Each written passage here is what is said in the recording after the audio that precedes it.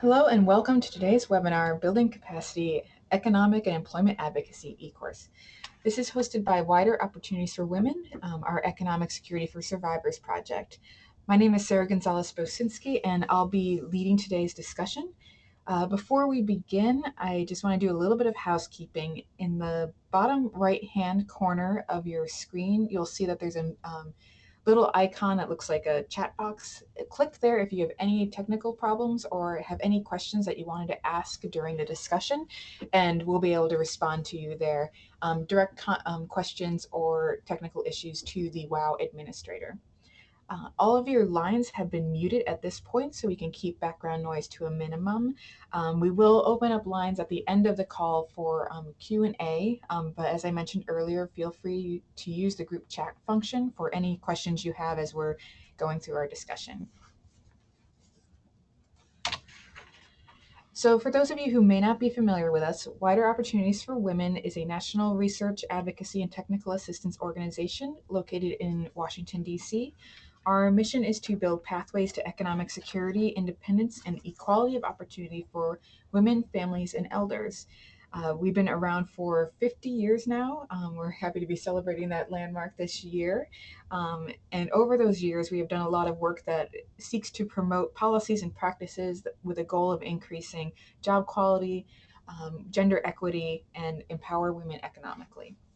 For more information about WOW and all the other work we do, you can check out our website, which is www.wowonline.org.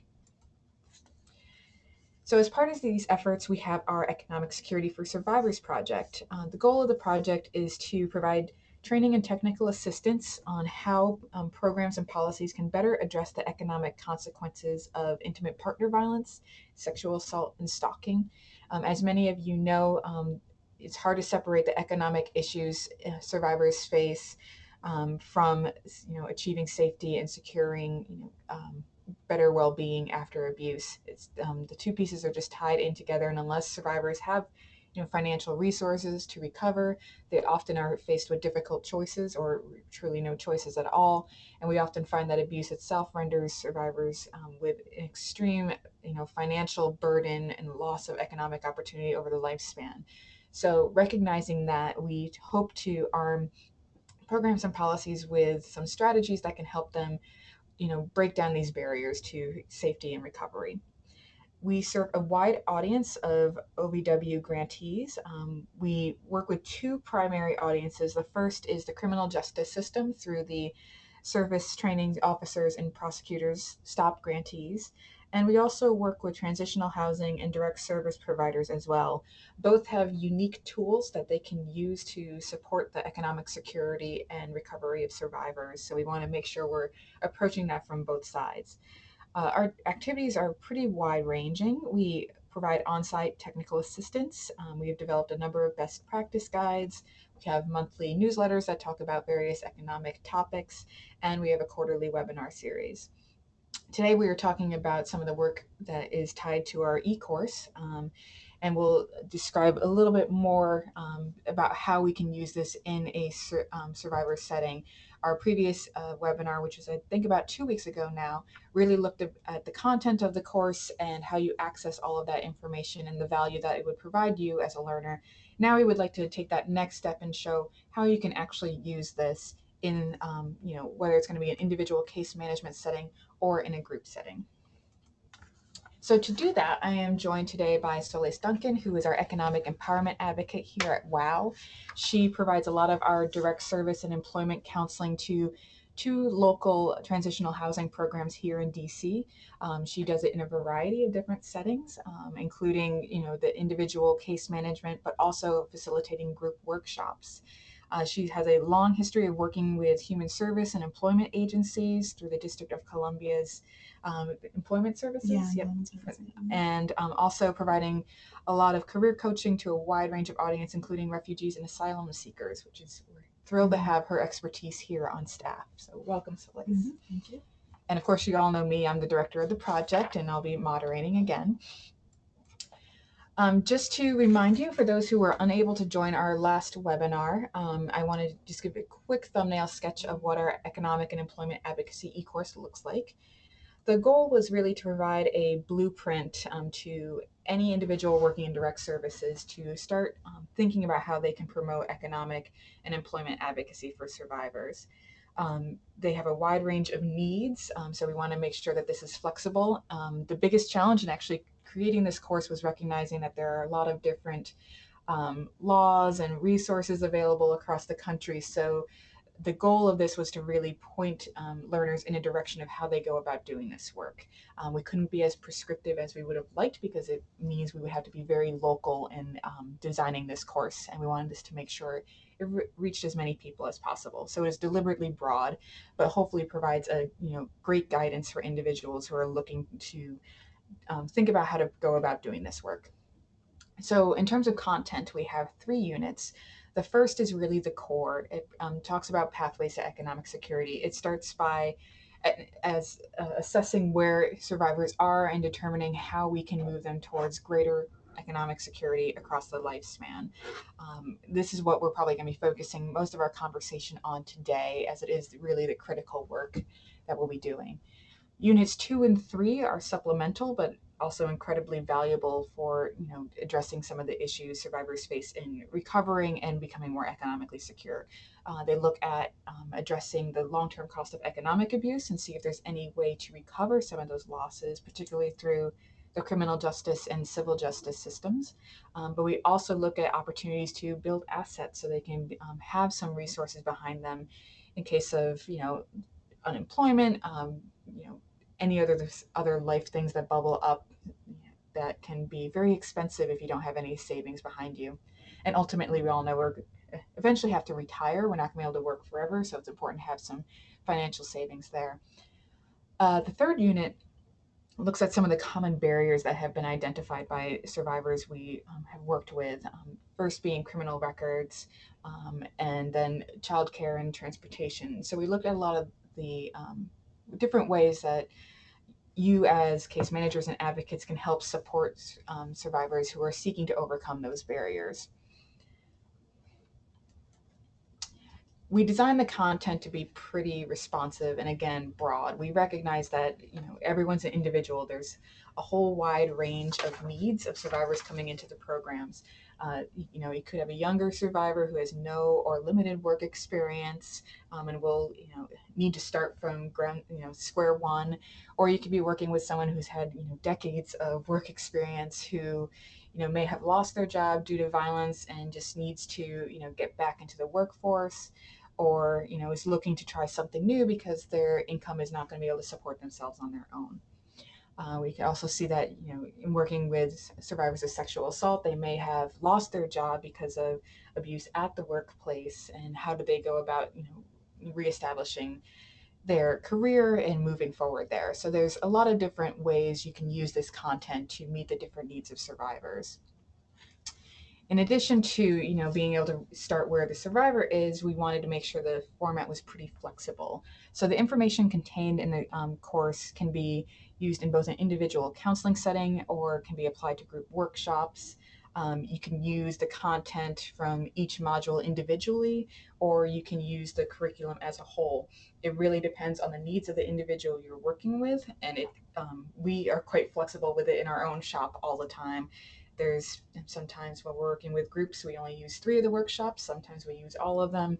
It really just depends on the needs.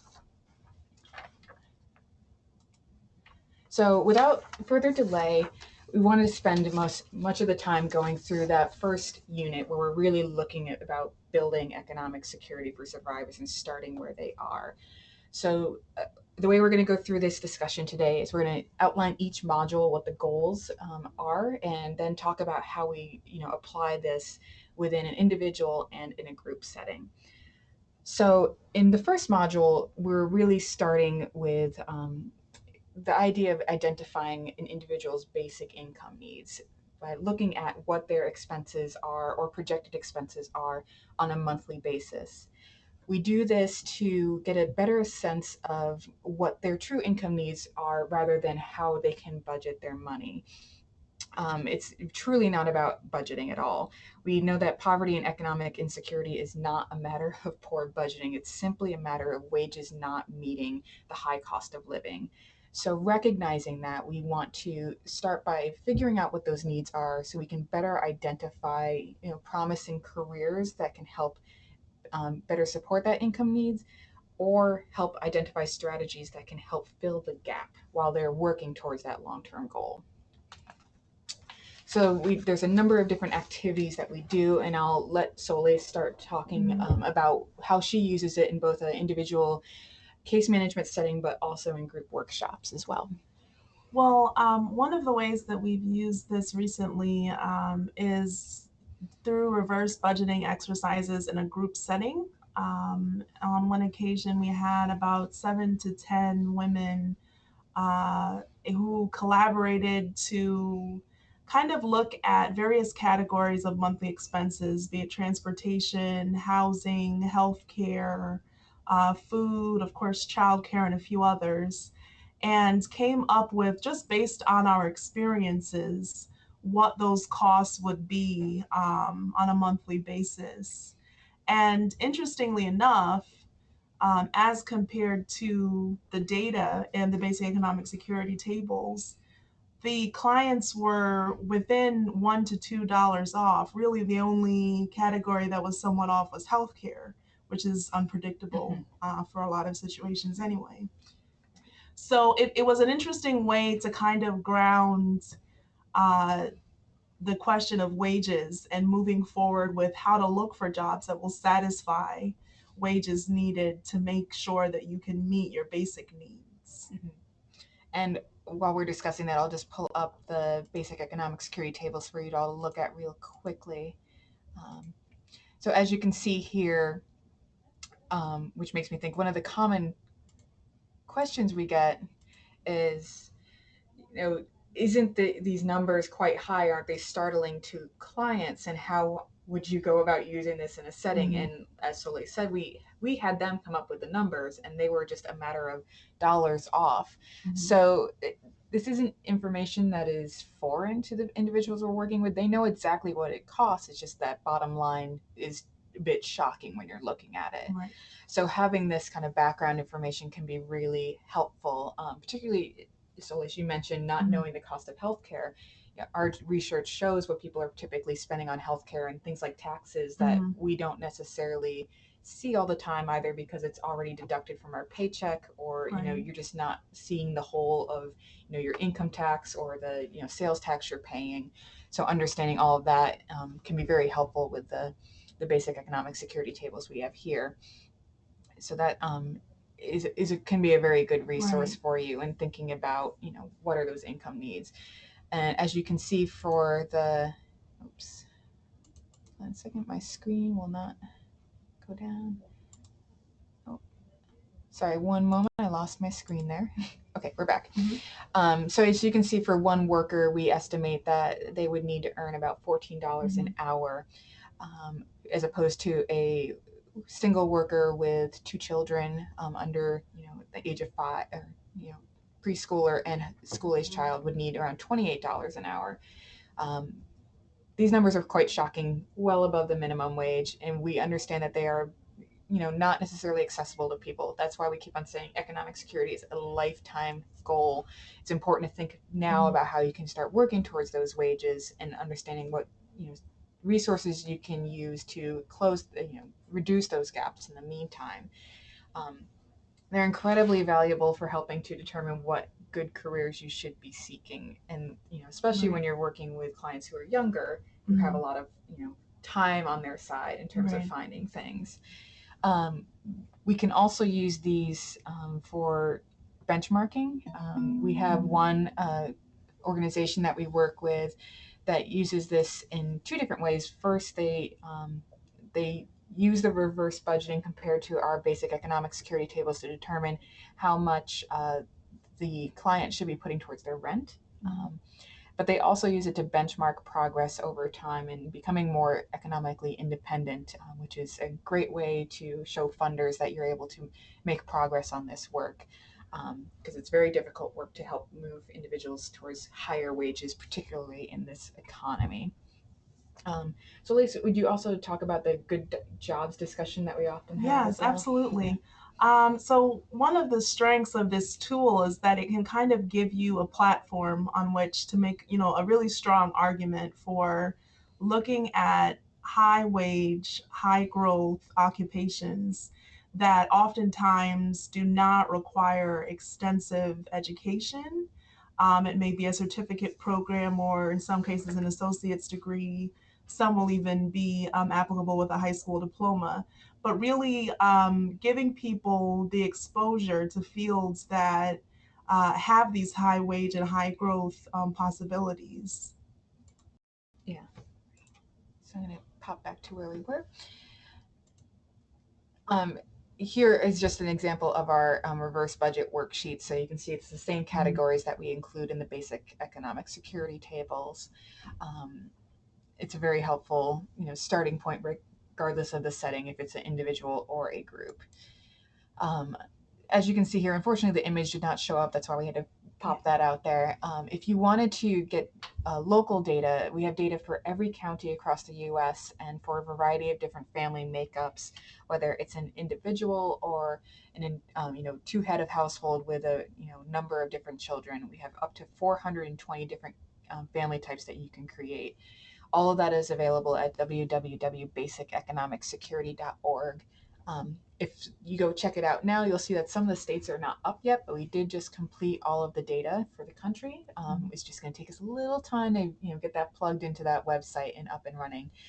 If you did have questions about when your states would be available, please feel free to reach out to me afterwards, and I can connect with our research team to give you an estimate of time on that.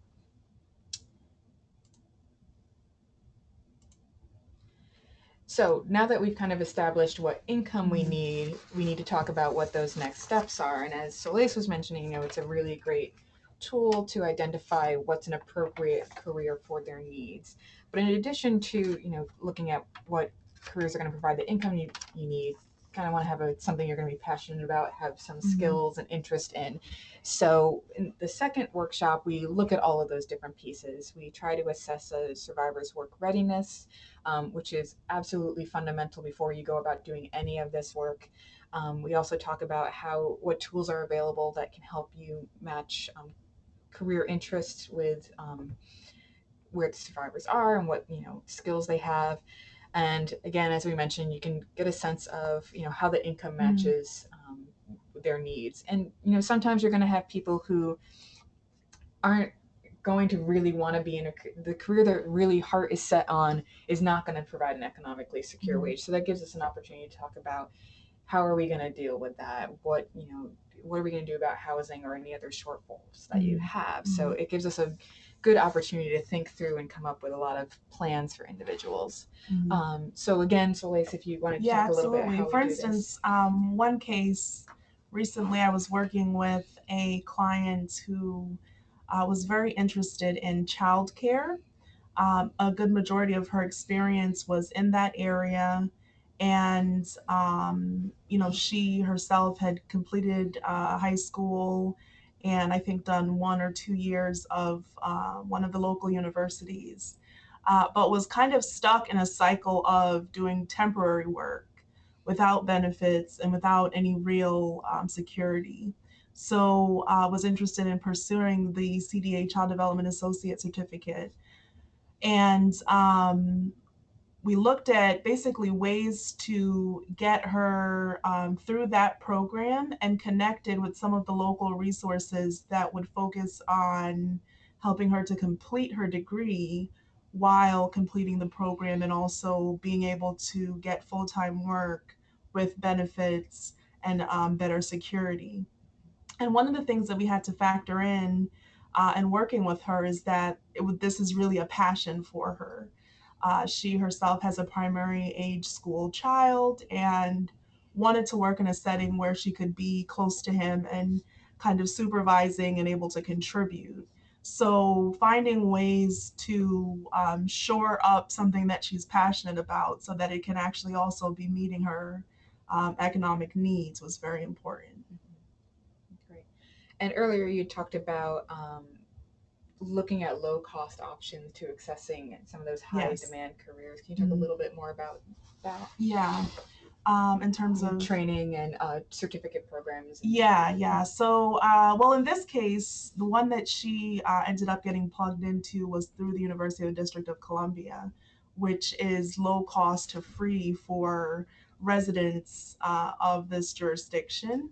So, it was a way in which she could further her education, get a professional qualification without, say, racking up debt or kind of overextending herself in a way that would kind of put her behind rather than putting her in a position to be getting ahead. Right, right. And that's an important consideration. I know that when you think about some of those high wage jobs, they often come with a pretty hefty degree next to it. Mm-hmm. And not only does that take a lot of time, it's a lot of financial resources Yeah. to dump into something. Not that, ultimately it may not have, it probably has a great value to it, but we want to make sure that we're providing opportunities for survivors that may not be really expensive and time consuming. Of course, many of the individuals we're working with are in 2-year programs, so we want Mm-hmm. to be able to accomplish as much as possible.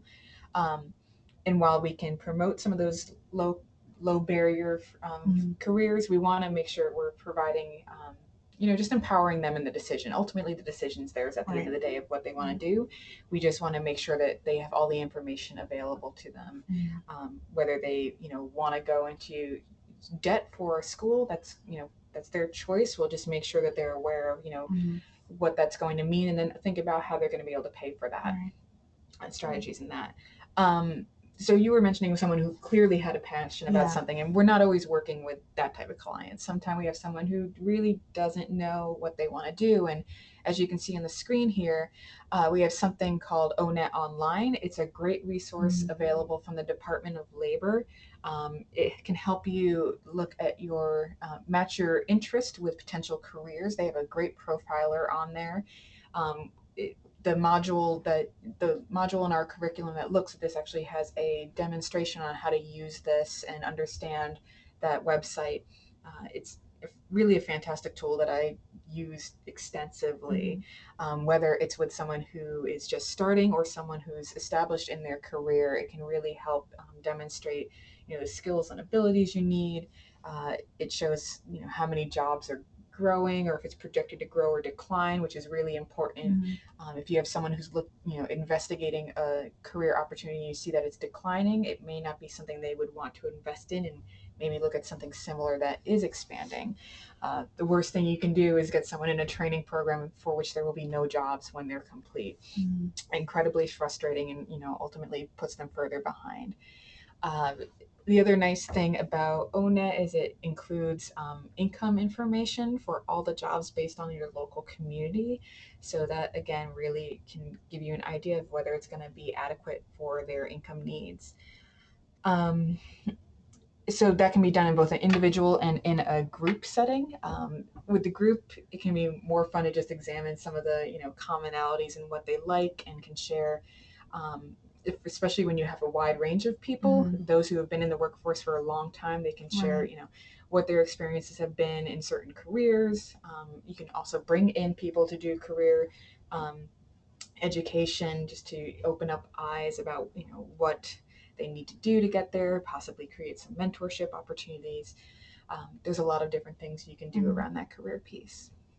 Is there anything else to add? Mm-hmm. Okay, great.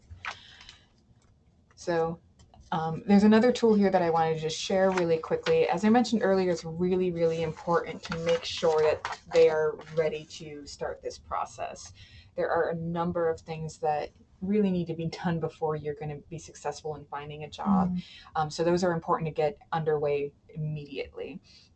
So we have a job readiness checklist, and we have a number of different worksheets like this, but I wanted to point to this one specifically to look at some of those basic employability things, whether you have a US ID, if you have a visa, or what your English proficiency is. Do you have a high school diploma or GED? Some of those really basic things that Mm-hmm. employers look for before they would even consider to hire you. Mm-hmm. Those things can take time, so we want to make sure that we get a jump start on them as soon as we are aware that's an issue for survivors.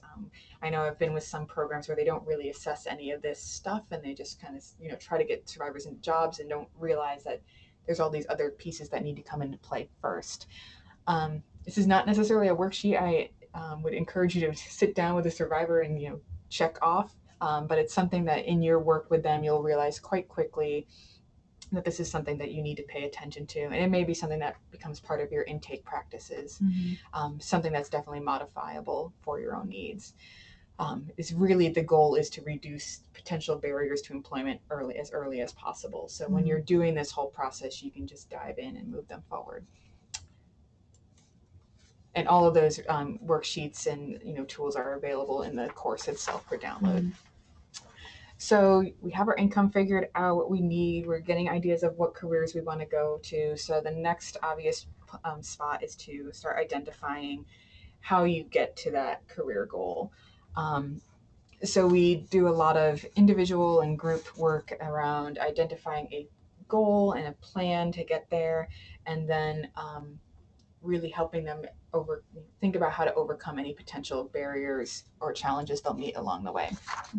So there's a number of different activities that we use to do this. So one of the things that's been an emphasis is encouraging people to kind of have a parallel plan, working on short-term career goals, as well as keeping an eye on the more long-term, where in the immediate, of course, you need an income, and it may not be from the most desirable source or situation, but it's necessary while you're acquiring more training or that sort of thing. For instance, I worked with one woman who, well, was kind of in the reverse situation where she'd done a 2-year training in culinary arts, but was working in food service in a situation where there really was no room for growth. And the wage was, there was a significant wage gap for her and her family as a result of that. So what we had to do was really connect her with one of the hospitality management organizations in the city that could better bring into play the training that she'd done to get her more opportunities. So now she's doing a private chef scenario with the food services job that she was doing before, but really still looking for something that can allow for more growth and also benefits and some of the security that her and her family need. Yeah, and really looking at those individual pieces are important.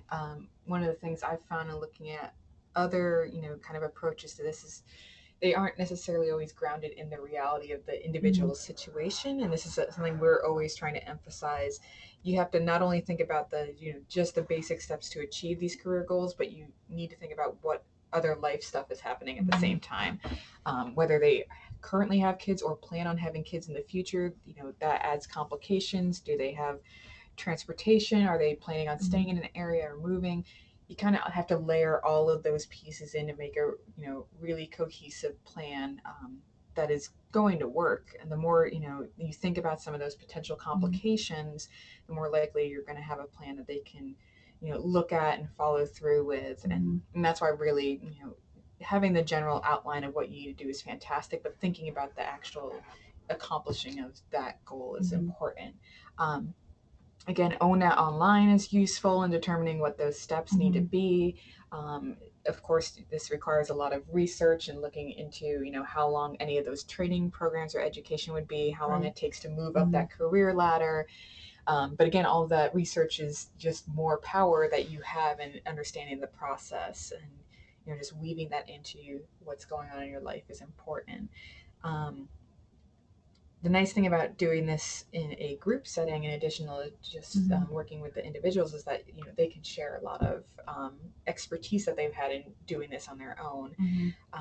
Whether it's the more seasoned jobs searchers or people who have been successfully able to navigate the workforce development or benefits system, which I'm assuming this is the same for all of you across the country as it is for DC. It is just impossible to navigate, and you're going from one agency to another. And it's difficult enough in an urban setting. Mhm. Can't imagine you're in a more rural or suburban place, constantly trying to bounce from one agency to another while Mhm. maintaining your job. So any insights the group has and how to do that is great. And of course, the group can help make connections for you as well. Mhm. Trying to think of other things to mention here. Yeah, so Lace mentioned, connecting people to different resources, and that's where a lot of the value you can bring as an advocate or case manager is. We by no means expect you to be able to know everything. Mhm. As we were joking earlier, saying one of the first things I always ultimately end up doing is Googling and trying to find, Mhm. answers to their questions, or, reaching out to people we have relationships with. It's really important to be able to help connect your clients to experts in those areas.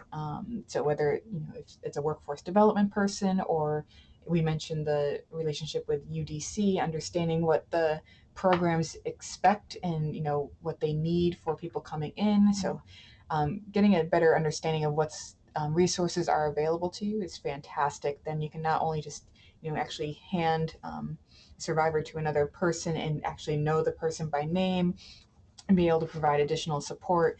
You'll be able to give them an idea of what they would be getting into with some programs, rather than just Mhm. saying, "Oh, there's a culinary school, go apply." Mhm. You'll have a much better sense of what that is, so you can better support them as they do that. So that's important to keep that in mind. So as we were talking, the first three modules are really about kind of identifying and building the plan.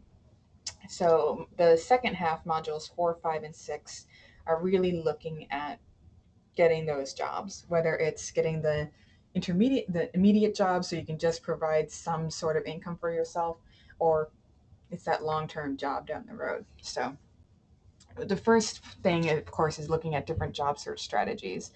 I mentioned in the webinar repeat of this morning that we are now operating in a very different job market than we had, say, a decade ago, when jobs were incredibly plentiful and you could just walk into any business that had a job opening sign.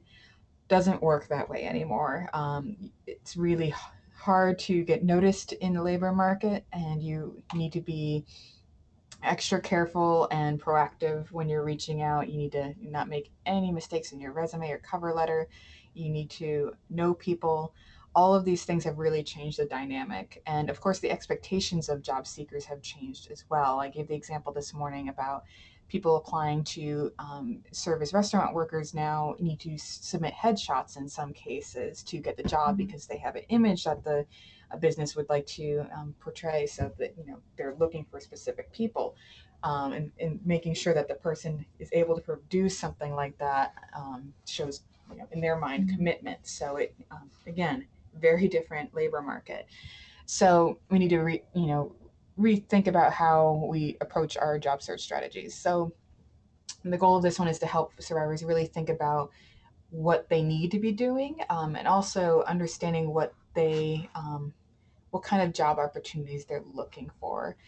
Sometimes I'm working with clients and they're just really not too sure. They're willing Right. to apply to anything, which is great that they're open, but at the same time, if you're putting so many resumes out there, it could be something where you're just getting more discouraged because you haven't really focused in on what you really are going to have the greatest odds of getting a job Mhm. in.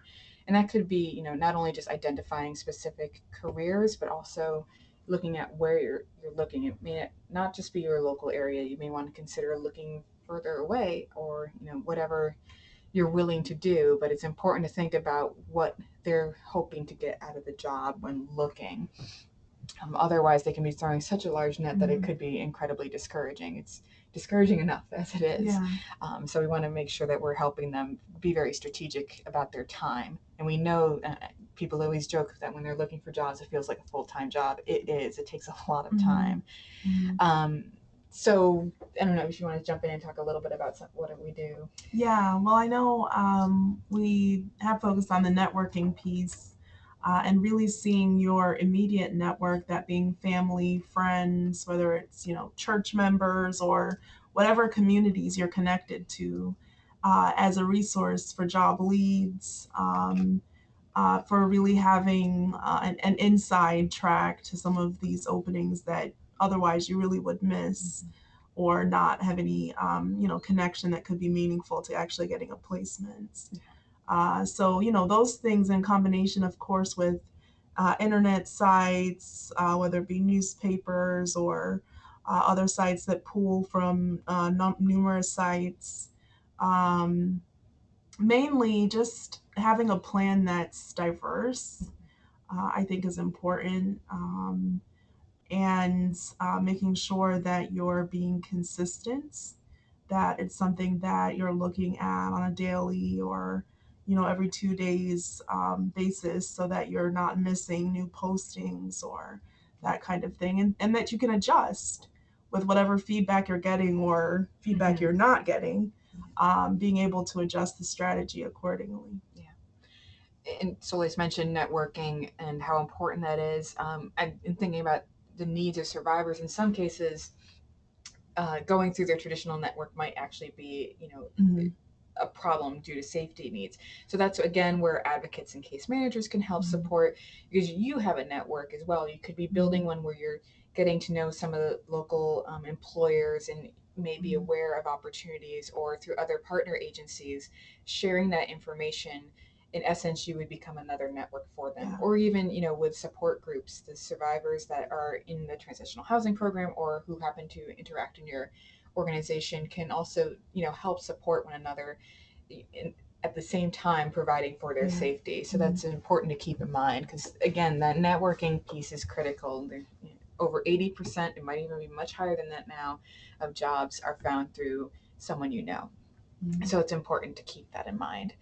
Um, in addition to, having the diverse, um, well, one part of having a diverse kind of outreach strategy is really having survivors think about what places they really do want to work at. So it's helpful for them to get a sense of what the landscape is, so they can, check out those websites on their own frequently, just see if there's job openings in addition to, just the usual job aggregate sites, which are great and probably have all the same information, but ultimately we want them to have a job that they are passionate about and want to be in. So if they know where they want to work, it's good to keep an eye on the opportunities there, and also start thinking about informational interviews and how they can learn more about opportunities, future opportunities at certain organizations. Um, you know, Informational interviews are just a fantastic, approach for so many reasons. You can get a better sense of the language used in the industry that can help you create better resumes and cover letters. Again, builds a nice network for you, and really helps people understand what they need to do in a way that, career coaches can't always do, because we're not involved as intimately as we would like to be, because there are so many different occupations out there. It really helps them get a good footing of what they need to do. And again, more information is just more power for them. Um, I also note here that you may need to assist with job applications.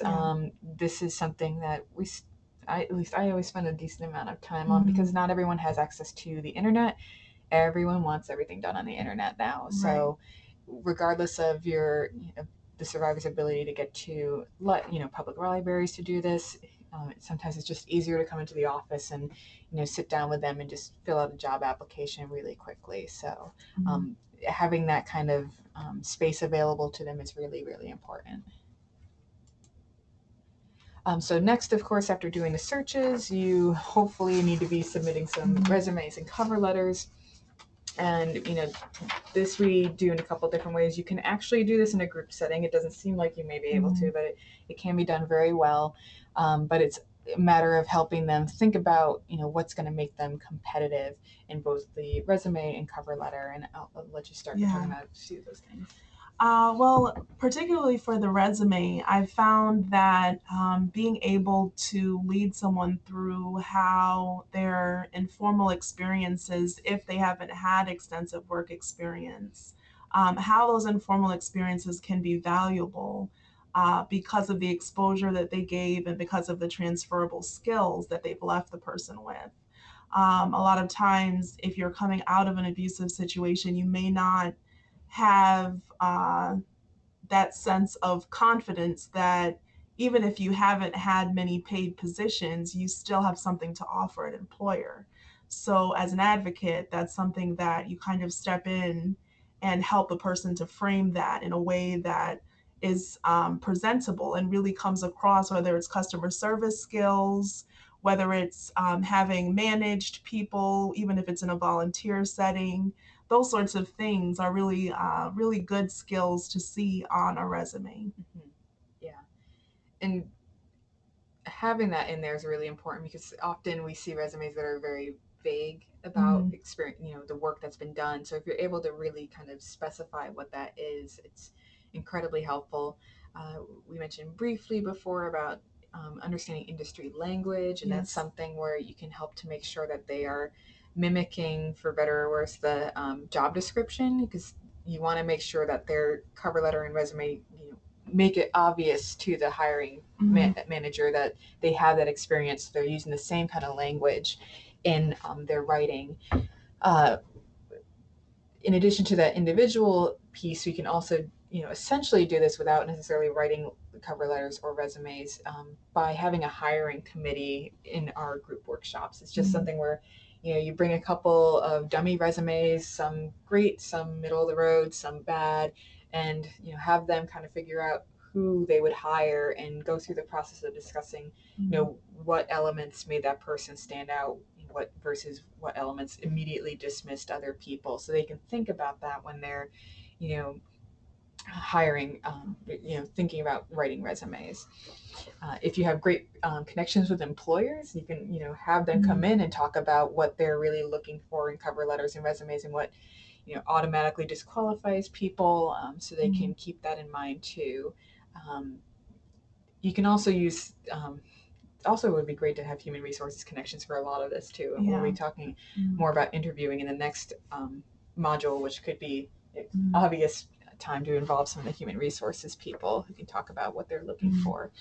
Um, and again, one thing I mentioned earlier this morning was the importance, for even if you feel like you don't have a lot of knowledge and experience you can share with this, even simply just editing it, making sure that there's Mm-hmm. no grammatical errors or typos, or that the resume and cover letter they're submitting to an organization is actually referring to that organization. You Mm-hmm. don't want them to immediately get disqualified because of, something silly like that. When you're sending out dozens and dozens of resumes, it's very easy to make those mistakes, especially when you've seen it 100 times and you Mm-hmm. may not just catch that little, missing letter, especially if it's an actual word and the Word document program doesn't catch that it's a spelling Mm-hmm. error or a grammatical error. That's a great way that you can help them look it over, even if you don't have all that, confidence to, think about how the industry would view that document. Mm-hmm. So finally, we spend the last module, that unit, talking about interviewing. We want to make sure that the clients we're working with feel well prepared when they're going through, because, they made it through the hard. Mm-hmm. Sometimes the hardest part is actually getting that resume and cover letter notice. So you don't want to miss the opportunity when Mm-hmm. you're in person.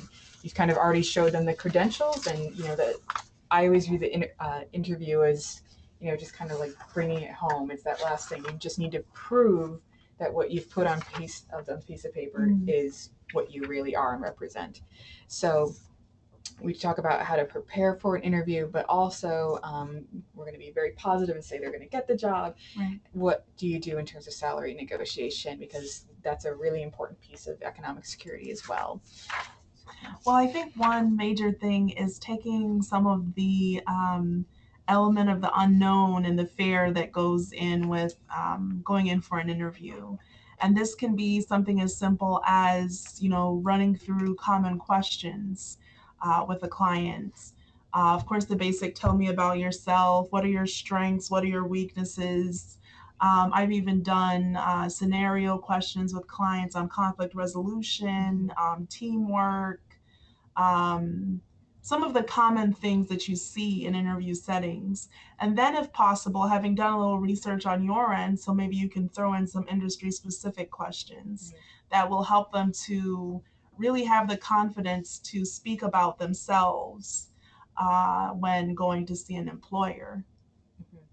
Yeah, and again, if you don't know some of those industry specific things, if you happen to, even if in your own network, know people who have jobs in similar fields, just get Mhm. a sense of what kind of questions that they need to ask. WOW does a lot of work with non traditional occupations in the trades, and there's a lot of very, very specific questions that get asked there that I would never know where to Mhm. even begin to start. But in talking with some partners, they can give us a sense of, well, they need to be sure that they can answer, these following questions, and we're able to share that information with the clients we're working with, which is very helpful in reducing some of those fears because Right. it won't be as unknown. um, Another thing we talk about in the curriculum is addressing any problems regarding gaps in employment history, especially related to abuse. So we talk about different strategies survivors can use to, talk about why they've been out of the labor Mhm. market for a few years, things like that. This is also just relevant for, you know, mothers who decide to take some time off too. Unfortunately, you have to explain those gaps in history because employers see that as a red flag about it, their long-term commitment. So, and also in the curriculum, we talk a little bit about why employers ask those questions to begin with. So once you can kind of get Mhm. into their headspace about what they're really looking for when they're asking those questions, can help you and survivors brainstorm a good response that actually addresses their true concerns there. Right. um, you'll see this in probably larger for profits maybe than other places, but they have a tendency to ask really bizarre questions that are trying to get to something that seems completely unrelated. For example, they'll list off a number of animals and they'll say, can you tell me which one you are and why? Mhm. um, we see that with a lot of some of the larger firms, and they're really just trying to get a sense of, what are your qualities there. Mhm. I don't know why they waste time with silly questions like that, but Yeah. we find that they Mhm. do, and it has a tendency to just throw people off completely. Mhm. So, and you may not be able to see, which animal is obvious to you. So you talk about which skills that and personality traits that you think you bring. Mhm. Um, and you see under the group workshops here, one of the exercises we do is we make everyone tell us about themselves, which is Mhm. always the first question everyone seems to get asked in an interview, Mhm. and one that people can easily get tripped up on. So we try to, have them go through the elements of what the employer is actually trying to learn, and sidestepping sharing any information that can be possibly used against you. And when I say that, I'm thinking of, revealing your age, or, that have children, anything like that that can be potentially used against you in an employment setting. You don't want to share with them. Unfortunately, there are people who will, take that into consideration when they're hiring people. And Mhm. some people don't want to hire older workers for who knows so many reasons. And same thing with thinking about, oh, are their kids going to get sick and are they going to have to leave work a lot? Mhm. Um, we've had some employers ask, well, what are you going to do about childcare? And these are all illegal questions, but you don't want to open yourself up to that when Right. you're just trying to, be personable and friendly, and you don't want that to Mhm. be used against you. So we try to make sure that people are aware about those implications as well. And also having resources in mind for professional dress Mm. and kind of directly, I mean, it's not even an offensive thing, it's just critical in terms of, having gotten to that stage of the employment process, you wouldn't want to be knocked off over not being polished. So Yeah. directly working with clients on, do you have the appropriate attire? Do you need some more resources, whether it be a Salvation Army, or I Yeah. know we talked about Dress for Success Yeah. before, that kind of thing. Yeah. I mean, at that point, you want to make sure it's basically a question of, are there any barriers that are going to Yeah. prevent you from being successful in this Mm-hmm. interview? So it could be clothing, it could be transportation, Mm-hmm. childcare. So thinking about all of that in advance is really very important. Mm-hmm. Similarly, we ask these kind of questions with, we encourage law enforcement to ask this when they meet with people. What barriers are going to prevent you from working with the justice system? What barriers are going to prevent you from leaving? Understanding all that means we can address them and support survivors in a way that they're maybe not thinking about right away. They're of course just trying to get through day to day. So the more we can Mhm. help them just break down some of those pieces, the more likely they're going to be successful. Mhm. And to that end, we have a couple of supplemental units that really look at some of those pieces. Units 2 really looks at some of those financial issues. We all know economic abuse is a big part of these relationships. So how can we help survivors recover all of that economic loss, which we've seen some studies reporting as high as 150,000 for survivors of sexual assault. That is an incredible amount of money over Mhm. the lifespan. So, what can be done to help them recover those losses? And also thinking about how we can build economic security through some savings programs and other vehicles out there. There's a wonderful individual development account program in which low-income individuals can save $1 and have it matched by $3 by the providing agency to use towards training, education, home ownership, or starting a business. So being aware of opportunities like that maximize saving opportunity is really a great thing to Mhm. refer individuals to. We also talk about the importance of understanding employment rights, and this is not just for survivors; it's for anyone. Probably more so for anyone in low-income jobs where these employment rights have a tendency to get violated more often. It's important to know that so you can be empowered with the information and knowledge about when you can take sick leave, what resources you have there, what employers can and can't do. Knowing that's very important. And the final unit, we talk about some of those barriers to success, including you have a criminal history. What does that mean for the job application Mhm. process? Again, that comes back to employment rights, but there's also some other things to think about as well. We also highlight some community models around overcoming childcare and transportation issues, which we know are huge, just because those costs are very high, and there's few, if little, community resources community and like federal state resources to address that. So thinking about how you can replicate some of those models in your communities if you're looking to go that next step. So again, all of this is supplemental information and really born out of having important partnerships. We ourselves don't really do any of this work directly. It's more of an educational piece on our end, and then we refer to partner organizations who are the Mhm. experts in dealing with these issues. So again, as with much of the curriculum in the modules, it's about educating us as trusted supporters of survivors and advocates, and being able to provide them with the appropriate information to get them going on the right track, and knowing where to go for some of these much needed supports so they can smoothly transition back into complete independence and recovery. So at this point, I'm happy to open it up to questions. You can share any thoughts or questions, concerns, other things in the group meeting chat box, and again, the bottom right hand. I will unlock the phones. Hopefully, it'll work this time, and we can go ahead and ask questions over the phone if you feel comfortable.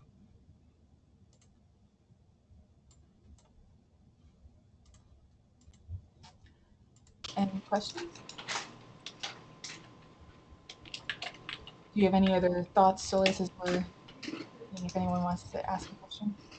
I guess the only other thing is that really just taking into account the significant role that you have as advocates in this employment process, even if it's not an area of expertise, that influence in building the confidence of the client makes such a huge difference. Right, and we know that this is something that's additional to all the many, many other pieces that you're doing in order just to provide basic, immediate safety. But as we've discussed in a lot of our work here with the project, we know that this economic piece really is critical for survivor safety. So we're just hoping that these resources can just be another piece and thing that you can add into your toolkit and into your Mhm. case management to help support survivors move forward. I know the time that they have in transitional housing programs is short, whether it's 6 months or 2 years. It can be very tricky to really help them move towards this long-term goal. But the more information and support you give them, you're really providing for a lot of empowerment, and hopefully these survivors will do better in the long run. So if there are no questions, we'll go ahead and adjourn. This last slide includes my email address, if I can actually get to it.